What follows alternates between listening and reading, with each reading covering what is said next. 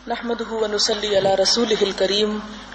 اما بعد فاعوذ بالله من الشيطان الرجيم بسم الله الرحمن الرحيم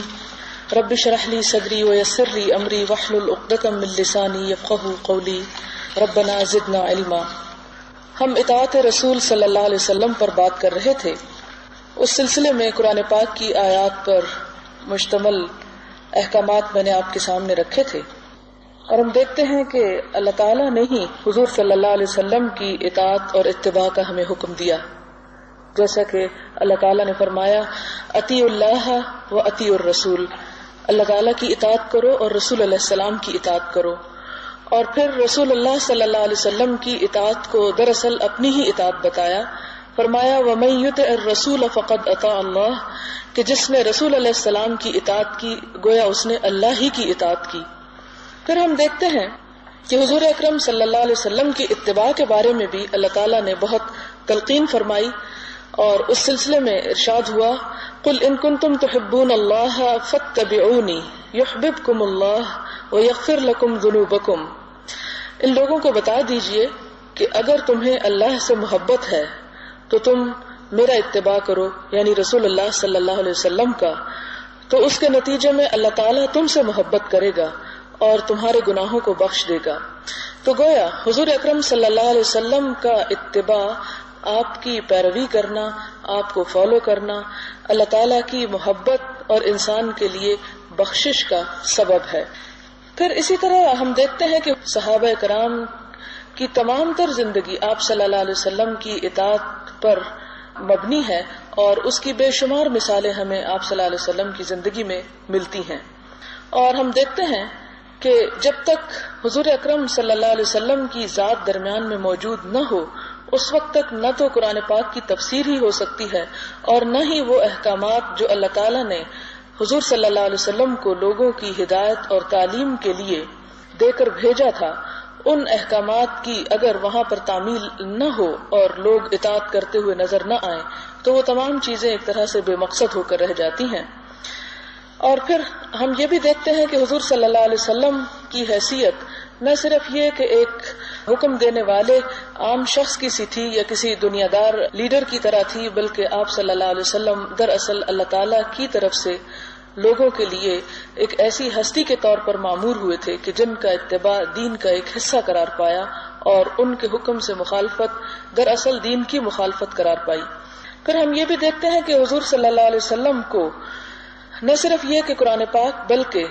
اس حکمت کی اور ان تمام باتوں کی تعلیم دینے کے لیے بھی بھیجا گیا جو آپ صلی اللہ علیہ وسلم کو عنایت ہوئی قرآن پاک کے ساتھ ساتھ، جیسا کہ ہم جانتے ہیں کہ اللہ تعالیٰ فرماتے ہیں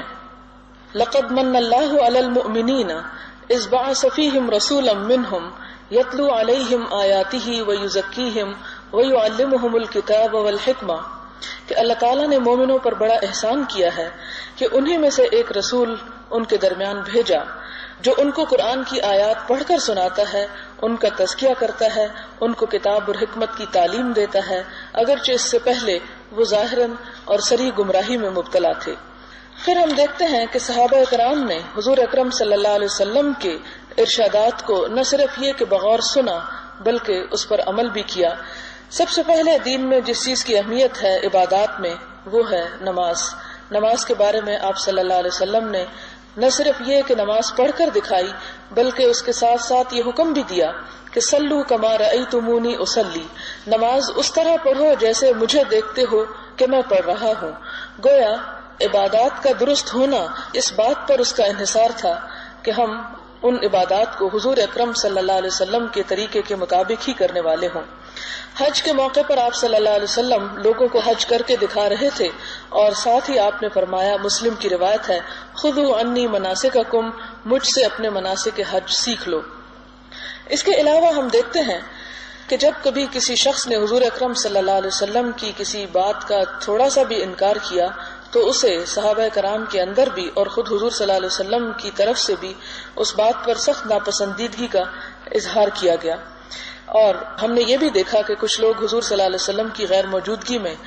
آپ کے گھر تشریف لائے اور حضرت عائشہ سے پوچھنے لگے کہ حضور صلی اللہ علیہ وسلم کی عبادات اور طرز زندگی کیا ہے، تو حضرت عائشہ نے بتایا کہ وہ روزہ بھی رکھتے ہیں اور افطار بھی کرتے ہیں اور اس کے علاوہ رات کو جاگتے بھی ہیں اور سوتے بھی ہیں. تو کچھ لوگوں نے یہ خیال ظاہر کیا کہ کیونکہ وہ تو اللہ کے نبی تھے اور اللہ کے بڑے پیارے تھے اور ان کے تو اگلے پچھلے گناہ معاف کر دیے گئے، اس لیے اگر وہ کبھی روزہ نہیں رکھتے تھے تو کوئی بات نہیں، یا رات کو سو بھی جاتے تھے تو کوئی بات نہیں. لیکن ہم تو چونکہ گناہگار انسان ہیں، اس لیے ہمیں چاہیے کہ ہم ان سے زیادہ عبادت کرنے کی کوشش کریں. آپ صلی اللہ علیہ وسلم کو ان کی جب یہ بات معلوم ہوئی تو آپ صلی اللہ علیہ وسلم ناراض ہوئے اور آپ نے فرمایا کہ میں تمہیں سب سے زیادہ اللہ کی حدود کا خیال رکھنے والا ہوں، سب سے زیادہ خدا سے ڈرنے والا ہوں، اور جو میری سنت کی پیروی نہیں کرے گا، میری سنت سے منہ موڑے گا، اس کا مجھ سے کوئی تعلق نہیں. پھر ہم دیکھتے ہیں کہ صحابہ کرام کی زندگی میں اطاعت کی ایسی کئی مثالیں نظر آتی ہیں کہ آپ صلی اللہ علیہ وسلم بعض اوقات بظاہر حکم بھی نہیں دیتے تھے کہ صحابہ کرام صرف آپ کے طرز عمل کو دیکھ کر ویسے ہی اپناتے چلے جاتے تھے. اس کی ایک بڑی مثال ہمیں ملتی ہے، حضرت عبداللہ بن عمر سے روایت ہے، بخاری کی یہ روایت ہے کہ حضور صلی اللہ علیہ وسلم نے ایک موقع پر سونے کی انگوٹھی بنوا کر پہنی تو صحابہ کرام نے بھی آپ صلی اللہ علیہ وسلم کو دیکھ کر سونے کی انگوٹھیاں پہن لی. کچھ عرصے کے بعد آپ صلی اللہ علیہ وسلم نے ان کو اتار دیا، اس انگوٹھی کو اتار دیا تو صحابہ کرام نے بھی خاموشی سے اپنی اپنی انگوٹھی کو اتار دیا. انہوں نے نہ تو یہ پوچھا کہ آپ نے کیوں بنوائی اور نہ ہی یہ پوچھا کہ آپ نے کیوں اتاری. جیسا آپ کو دیکھا کر لیا، اور جب دیکھا کہ آپ نے ایک چیز کو ناپسند کیا ہے تو انہوں نے اسے اپنے لیے بھی ناپسند سمجھا. پھر اسی طرح آپ جانتے ہیں کہ ایک مرتبہ حضور صلی اللہ علیہ وسلم صحابہ کرام کو نماز پڑھا رہے تھے اور نماز کے عالم میں آپ نے جوتے پہنے ہوئے تھے. یہاں یہ یاد رہے کہ اگر سفر میں یا کسی ایسے موقع پر جہاں پر جوتے اتارنے سے ان کے چوری ہو جانے کا یا اتارنے سے پاؤں میں تکلیف ہونے کا یا کسی اور وجہ سے نہ اتار سکنے کا کوئی اندیشہ ہو تو ایسی صورت میں اگر جوتوں کے ساتھ کوئی گندگی نہیں لگی ہوئی تو نماز پڑھی جا سکتی ہے. جوتا بھی دراصل ایک لباس ہے اور وہ بھی بذات خود کوئی ناپاک چیز نہیں ہے جب تک وہ کسی ناپاکی کے اوپر جا کر پڑ نہیں جاتا. آپ صلی اللہ علیہ وسلم نے نماز کے دوران ہی اپنا جوتا اتار کر ایک طرف رکھ دیا تو صحابہ کرام جو آپ صلی اللہ علیہ وسلم کے پیچھے جوتے پہنے ہوئے تھے انہوں نے بھی فوراً آپ صلی اللہ علیہ وسلم کو دیکھتے ہی اپنے اپنے جوتے اتار دیے. جب آپ نے سلام پھیرا تو آپ نے دیکھا کہ سب نے جوتے اتارے ہوئے ہیں تو اس پر آپ صلی اللہ علیہ وسلم نے دریافت فرمایا کہ تمہیں کس چیز نے جوتے اتارنے کے لیے مجبور کیا؟ تو انہوں نے عرض کیا کہ اللہ کے رسول صلی اللہ علیہ وسلم ہم نے آپ کو ایسا کرتے دیکھا تو ہم نے بھی ایسا کر لیا. تو اس پر آپ نے وضاحت فرمائی کہ مجھے نماز میں جبریل نے آ کر بتایا کہ میرے جوتے کو نجاست لگی ہے تو اس لیے میں نے جوتا اتار دیا تھا. پھر اسی طرح آپ دیکھتے ہیں خانہ کعبہ کے تحویل کے حکم کے موقع پر آپ جیسا کہ جانتے ہیں کہ حضور صلی اللہ علیہ وسلم جب مدینہ تشریف لے گئے تو وہاں پر آپ بھی بیت المقدس کی طرف منہ کر کے نماز پڑھا کرتے تھے. اس کے بعد جب حکم آیا کہ سب اپنا اپنا رخ خانہ کعبہ کی طرف موڑ لیں تو آپ صلی اللہ علیہ وسلم پر جب یہ آیت نازل ہوئی تو آپ اس وقت نماز پڑھا رہے تھے. ابن سعد نے طبقات میں ذکر کیا ہے، اس کی کتاب ہے طبقات ابن سعد، کہ آپ صلی اللہ علیہ وسلم نے صحابہ کو مسجد نبوی میں ظہر کی 2 رکعتیں پڑھائیں، پھر آپ کو کعبہ کی جانب رخ کرنے کا حکم دیا گیا. آپ اسی حالت میں مڑ گئے اور آپ کو دیکھ کر سب صحابہ کرام بھی اسی طرف مڑ گئے. یہاں پر یہ بات یاد رکھیے کہ مدینہ میں جہاں بیت المقدس ایک طرف ہے، خانہ کعبہ اس سے بالکل اپوزٹ ڈائریکشن میں پڑتا ہے. اگر آپ صلی اللہ علیہ وسلم نے نماز کی حالت میں اپنا رخ بدلا ہوگا تو لازمی طور پر آپ چل کر سب کے پیچھے آئے ہوں گے اور وہاں پر آ کر آپ نے دوسری طرف رخ موڑا ہوگا، اور صحابہ کرام آپ کو دیکھتے ہی فوراً پیچھے اسی طرف کو مڑ جاتے ہیں اور کوئی نہ نماز توڑتا ہے، نہ کوئی ڈسپلن خراب ہوتا ہے اور نہ کوئی ہنگامہ وہاں کھڑا ہو جاتا ہے کہ نماز کی حالت میں اتنی حرکت کیوں ہوئی اور اس سے تو نماز باطل ہو گئی اور ہم سب کی نمازیں خراب ہو گئی. نہیں، وہ جس طرح حضور صلی اللہ علیہ وسلم کو کرتا دیکھتے وہ بات خواہ ان کی عقل میں آتی یا نہ آتی بلا چون و چرا اس کا اتباع اور اطاعت کیا کرتے تھے. پھر ہم دیکھتے ہیں کہ حضرت عبداللہ بن مسعود روایت کرتے ہیں کہ حضور صلی اللہ علیہ وسلم خطبہ ارشاد فرما رہے تھے کہ میں آیا. حضور صلی اللہ علیہ وسلم کی زبان مبارک سے یہ الفاظ سنے کہ لوگوں بیٹھ جاؤ، یعنی آپ خطبہ دینے لگے اور لوگ کھڑے تھے. آپ نے ایک مرتبہ فرمایا کہ لوگوں بیٹھ جاؤ. لوگ یہ سن کر جہاں تھے وہیں بیٹھ گئے. کچھ لوگ مسجد کے دروازے پر اسی جگہ بیٹھ گئے جہاں پر انہوں نے یہ الفاظ سنے تھے. یعنی اتنا بھی نہیں کیا کہ 2-4 قدم آگے یا پیچھے یا دائیں یا بائیں یا کوئی اچھی جگہ ڈھونڈ کے تو وہاں ہم بیٹھے. یہاں پر وہ کانوں میں آواز آئی وہیں پر بیٹھ گئے.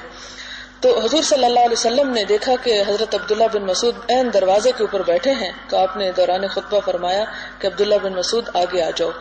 اب یہاں پر آپ دیکھیں کہ آگے آنے کا حکم کیوں دیا. اس کی ایک وجہ ہے. ایک تو یہ کہ وہ دروازے پر بیٹھے تھے. دوسری بات یہ ہے کہ حضور صلی اللہ علیہ وسلم کی مجلس میں آپ سے قریب تر وہ لوگ تھے جو دین میں زیادہ سمجھ بوجھ رکھتے تھے یا ایمان میں سب سے پہلے سبقت لے گئے تھے. حضرت عمر رضی اللہ تعالیٰ عنہ کے زمانے میں اسی طرح کا ایک واقعہ پیش آیا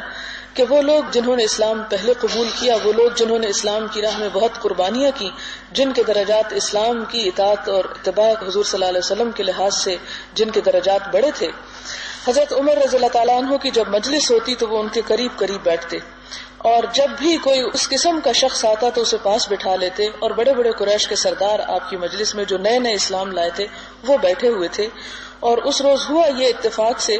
کہ وہ بڑے سرداروں سے آگے ان قدیم اسلام والوں کو بٹھاتے بٹھاتے ان کا حال یہ ہوا کہ وہ بالکل یعنی پیچھے پہنچ گئے. تو اس دن وہ اپنی مجلس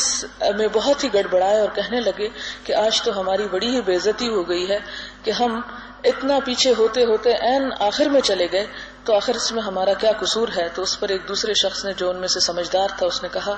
کہ اس میں قصور ان کا نہیں، قصور ہمارا ہے. جب ان سب لوگوں نے ایمان کے لیے لبیک کہا تو ہم پیچھے رہ گئے اور ہم نے سب سے آخر میں اسلام قبول کیا. تو ظاہر ہے کہ ہمارا درجہ بھی ایمان اور تقوی کے لحاظ سے سب سے آخر میں ہے. اس پر انہوں نے کہا کہ اب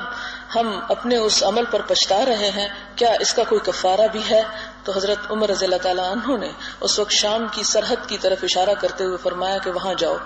یعنی اگر تم چاہتے ہو کہ اللہ کے قریب درجات پاؤ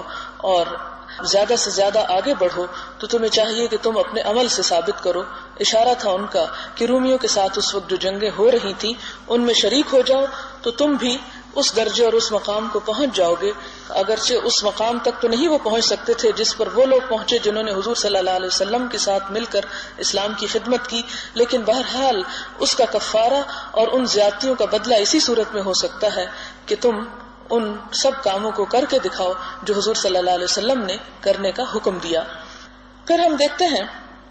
کہ بعض اوقات حضور اکرم صلی اللہ علیہ وسلم کے ساتھ صحابہ کرام کچھ چیزوں میں ہمیں اختلاف کرتے ہوئے نظر آتے ہیں. یعنی جہاں اطاعت کی ایسی بے شمار مثالیں ملتی ہیں کہ جہاں وہ کسی بات پر کیوں، کیا یا کیسے نہیں کہتے، وہاں پر ہم دیکھتے ہیں کہ کچھ چیزوں میں حضور صلی اللہ علیہ وسلم کی رائے سے صحابہ کرام کی رائے بعض اوقات مختلف ہوتی تھی. یہ کن کن مواقع پر ہوتا تھا اور کیا ایسا کرنا ان کے ایمان اور تقوی کے منافی تو نہ تھا، بلکہ اس کے مقابلے میں وہ معاملہ دنیا کے کسی معاملے کے بارے میں ہوتا تھا جس میں کچھ لوگ حضور صلی اللہ علیہ وسلم سے زیادہ اس خاص معاملے کے بارے میں علم رکھتے تھے تو وہ آپ کو ایک بہتر راہ اختیار کرنے کا مشورہ دیتے. مثال کے طور پر ہم دیکھتے ہیں کہ حضرت حباب بن منذر نے ایک دفعہ اسلامی فوج کے اترنے کی جگہ کے بارے میں حضور صلی اللہ علیہ وسلم سے کچھ اختلاف کیا اور ایک دوسری جگہ تجویز کی جو لشکر کے اترنے کے لیے زیادہ موزوں تھی. تو اس صورت میں یہ نافرمانی میں شامل نہیں ہوتا، بلکہ ایسی چیزیں، کیونکہ حضور صلی اللہ علیہ وسلم ایک نبی ہونے کے ساتھ ساتھ انسان بھی تھے اور انسان ہونے کی حیثیت میں آپ نے جو کام کیے اور جہاں براہ راست وحی الہی سے کوئی حکم نہیں آتا تھا اور آپ صلی اللہ علیہ وسلم اپنے ذاتی اجتہاد کی بنیاد پر کوئی بات کہتے تھے،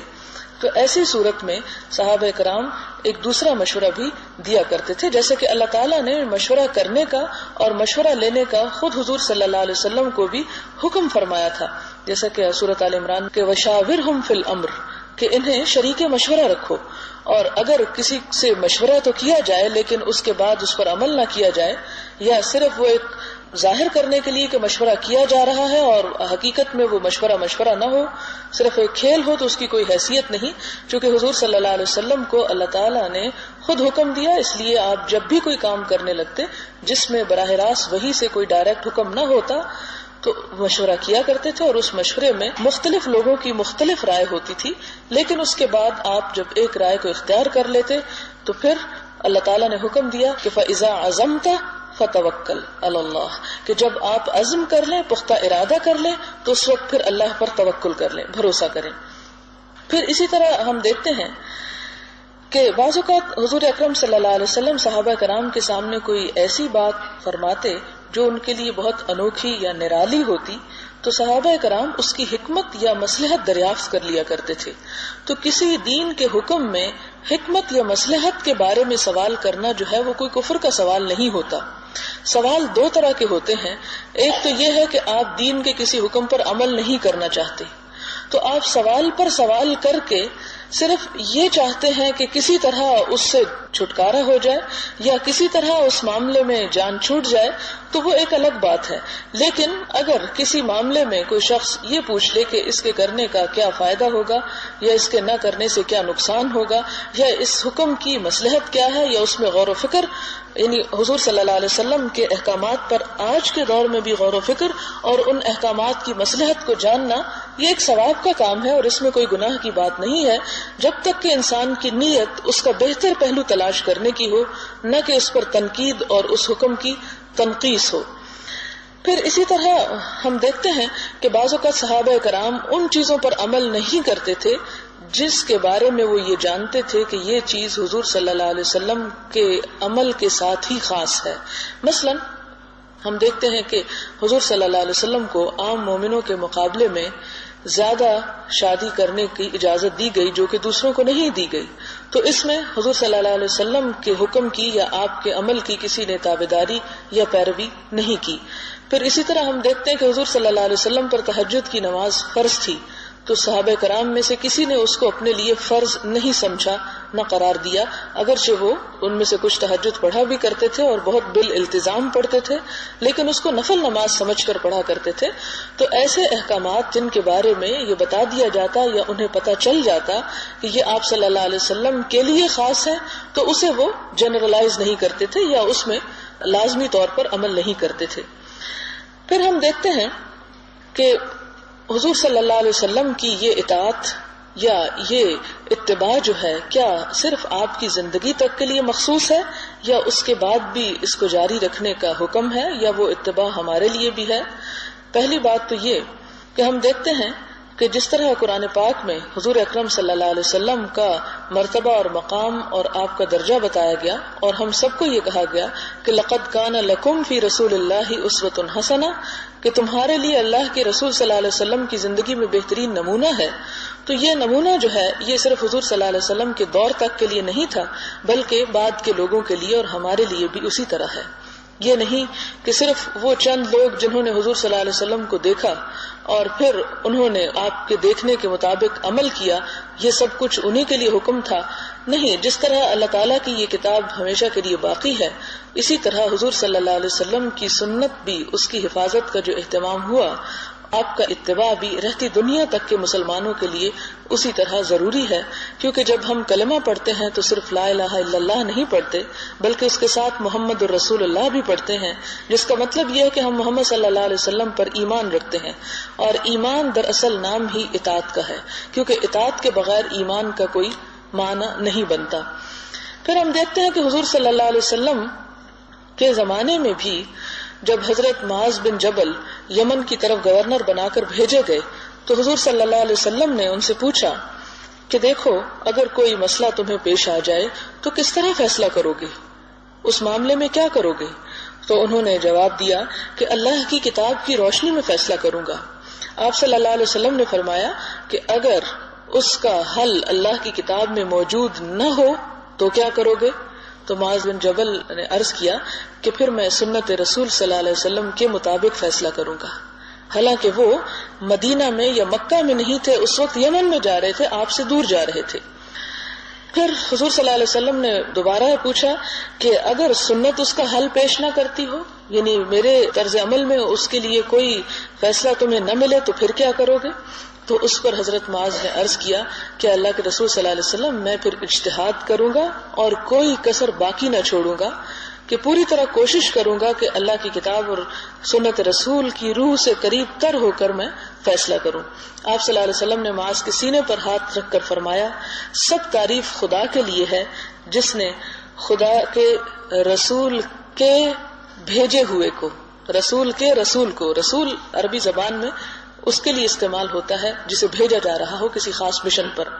کہ جس نے اللہ کے رسول کو یعنی ایلچی کو صحیح بات کہنے اور سمجھنے کی توفیق دی، جس سے اس کا خدا اور رسول راضی ہو۔ پھر اسی طرح ہم دیکھتے ہیں کہ حضور صلی اللہ علیہ وسلم نے اپنی زندگی میں حجۃ الوداع کے موقع پر فرمایا، ترکت فیکم امرین، لوگوں میں خود تو جا رہا ہوں، تمہارے درمیان دو چیزیں چھوڑ کے جا رہا ہوں، لن تدلوا ما تمسکتم بہما، تم ہرگز گمراہ نہ ہوگے جب تک ان دونوں کو تھامے رکھو گے۔ وہ دو چیزیں کیا ہیں؟ کتاب اللہ و سنت رسولہ، ایک تو ہے اللہ کی کتاب اور دوسرے ہے رسول اللہ کی سنت صلی اللہ علیہ وسلم۔ تو گویا آپ صلی اللہ علیہ وسلم نے اپنے جانے کے جب وقت کو قریب سمجھا اور دیکھا تو آپ نے لوگوں کو اس طرف اشارہ فرمایا کہ جب میں تمہارے درمیان موجود نہ بھی ہوں تو اس وقت بھی تمہارے لیے ضروری ہے کہ تم میری تعلیمات اور میرے ارشادات سے فائدہ حاصل کرو، اور جب تک ان دو چیزوں سے چمٹے رہو گے کبھی تم گمراہ ہو نہیں سکتے۔ اور یہی وجہ ہے کہ علماء امت میں اس بات کی ہمیشہ کوشش اور جد و جہد رہی کہ انہی دو چیزوں کو اپنے فیصلوں اور اپنے اجتہادات کی بنیاد بنایا جائے۔ انہوں نے کبھی اپنی ذاتی اور شخصی رائے کو اس میں داخل کرنے کی کوشش نہیں کی۔ جہاں کہیں انہیں محسوس ہوا کہ ان سے اس میں غلطی ہوئی ہے، فوراً انہوں نے اس سے رجوع کیا، جیسا کہ ہم دیکھتے ہیں کہ امام ابو حنیفہ نے، ایک شخص ان کے پاس آیا جس کو عربی زبان نہیں آتی تھی، فارسی آتی تھی، تو وہ ان سے پوچھنے لگا کہ آپ بہت بڑے عالم ہیں، مجتہد ہیں، تو مجھے بتائیے کہ مجھے تو نماز عربی میں نہیں آتی تو میں کیا کروں؟ انہوں نے کہا کہ تم فارسی میں پڑھ لو۔ اس کے بعد چلا گیا وہ شخص۔ تو ایسا ہوا کہ امام ابو حنیفہ کے دل میں یہ بات کھٹ کی کہ یہ بات تو اللہ کے رسول صلی اللہ علیہ وسلم کے زمانے میں بھی کبھی نہیں ہوئی، کیونکہ آپ صلی اللہ علیہ وسلم کی محفل میں سلمان فارسی بھی تھے، صہیب رومی بھی تھے، بلال حبشی بھی تھے، اور پھر آپ کے زمانے میں ہی سلطنت کافی وسیع ہو گئی، پورا عرب پیننسولا جو تھا وہ مسلمان ہو گیا، اور اس میں آپ کے پاس طرح طرح کے قبائل کے لوگ آتے تھے جن کی زبان فصیح عربی زبان نہ تھی، لیکن آپ نے کسی کو بھی اپنی زبان میں نماز پڑھنے کی اجازت نہ دی، تو آپ نے اپنے فتوے سے خود ہی رجوع کر لیا اور کہا کہ جو میں نے کہا وہ غلط کہا۔ یعنی جب بھی کبھی ایسا موقع پیش آیا کہ اگر قرآن و سنت کی روح سے منافی کوئی بات کہی گئی، اور پھر ہم یہ بھی دیکھتے ہیں کہ جب تک احادیث کی تدوین نہیں ہوئی تھی، اگر لوگوں نے جتنا ان کے پاس علم تھا اس کے مطابق کوئی فیصلہ کیا تو بعد والوں کے لیے راستہ کھول دیا، اور انہوں نے یہ کہا کہ اگر ہماری بات کے سامنے حدیث رسول صلی اللہ علیہ وسلم آ جائے تو ہماری بات کو دیوار پہ دے مارنا اور حدیث رسول صلی اللہ علیہ وسلم کو لے لینا۔ اور ہم دیکھتے ہیں کہ پھر بہت سی چیزیں ایسی ہو گئیں کہ جو حضور صلی اللہ علیہ وسلم کی تعلیمات پر مبنی لوگوں کے عمل کا حصہ بن گئی، اور پھر امت کا تعامل یعنی عمل اس پر رہا، اور وہ چیزیں ہم تک اسی طرح پہنچتی رہیں۔ پھر اسی طرح ہم دیکھتے ہیں کہ حضور صلی اللہ علیہ وسلم نے ایک مرتبہ فجر کی نماز پڑھائی اور اس کے بعد بڑا پرتاثیر واعظ کیا کہ لوگوں کی آنکھوں سے آنسوؤں کے دھارے بہنے لگے اور دل کانپنے لگے۔ صحابہ کرام نے عرض کیا، حضور صلی اللہ علیہ وسلم ہمیں آپ کا یہ آخری واعظ معلوم ہوتا ہے، ہمیں ایسا لگتا ہے کہ جیسے آج کا یہ خطبہ آخری خطبہ ہوگا، یعنی ان کی جو باتیں تھی یا جو کیفیت تھی یا مجلس کی جو حالت ہوئی، تو آپ ہمیں کوئی اچھی سی وصیت آج کیجئے کہ ہم کیا کریں۔ آپ صلی اللہ علیہ وسلم نے فرمایا، تمہارا امیر اگر حبشی غلام بھی ہو تو اس کی بات سنو اور اطاعت کرو، میرے بعد جس کو جینا نصیب ہوا وہ بڑا اختلاف دیکھے گا، تم نے میری اور میرے راست رو ہدایت یافتہ خلفاء کی سنت کو نہ چھوڑنا ہوگا، سنت سے چمٹے رہنا اور بدعتوں سے بچنا، اس لیے کہ ہر بدعت گمراہی ہوتی ہے۔ یہ حدیث ترمذی، ابو داؤد، احمد اور ابن ماجہ نے روایت کی ہے۔ پھر اسی طرح ہم دیکھتے ہیں کہ حضور صلی اللہ علیہ وسلم نے نہ صرف یہ کہ ایسا حکم دیا اپنی سنت پر عمل کرنے کا، بلکہ اس کے ساتھ ساتھ دعا بھی فرمائی کہ رحم اللہ، اور ایک اور روایت میں آتا ہے نضر اللہ امرأ سمع مقالتی فأداها كما سمعها ورب مبلغ اوعى من سامع، خدا اس شخص پر رحم فرمائے، ایک اور جگہ آتا ہے خدا اس شخص کا چہرہ تر و تازہ رکھے جس نے میری بات سنی اور اسے بالکل ویسے ہی آگے پہنچا دیا، یعنی اپنی طرف سے اس میں کوئی اضافہ نہیں کیا، اور جن کو بات پہنچائی جاتی ہے ان میں بہت سے ایسے لوگ ہوتے ہیں جو براہ راست سننے والوں سے بھی زیادہ یاد رکھتے ہیں یا زیادہ سمجھ رکھتے ہیں. یعنی جن صحابہ کرام نے سنا آپ صلی اللہ علیہ وسلم سے براہ راست، انہوں نے جب آگے پہنچایا تو آپ کے فرمان کے مطابق حقیقت میں بہت سے ایسے لوگ پیدا ہوئے کہ جو ان سننے والوں سے زیادہ بڑے فقیہ اور زیادہ سمجھدار تھے. یہاں پر میں آج کی اس بات کا اختتام کرتی ہوں کیونکہ حدیث کی ٹیکسٹ بھی ہمیں پڑھنا ہے، انشاءاللہ اس سلسلے کو پھر مزید کنٹینیو کریں گے.